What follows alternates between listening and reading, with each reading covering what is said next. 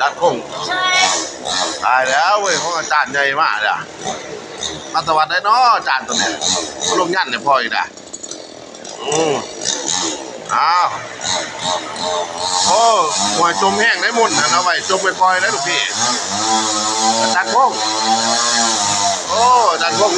ลงยันนะโอ้ก็พี่เด็กแถวบ้านนี่อาจารย์พงเด็ดที่แห้งเลยนี่โอ้มาเด้อบ้านเนี่ยมีพาโอ้มาหลายวิชาแต่ลูกพี่โอ้มีดพาก็มีอีกโอ้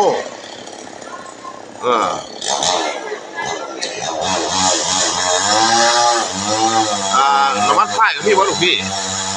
น้ำมันพายกับพี่เหรอแมวเขาดีค่ะโอ้โอ้โหแท่งภูเขายิ่งภูเขาซับปืนหันแกะเจอยิ่งกับน้องพี่เนาะโอ้ขาดลายบาทอันนี้กันโอ้กันกระสุนหัวจักกับกระสุนบาทเนี่ยเอ้ยตายลูกขี่จักกับกระสุนจ่อยบาทเนี่ย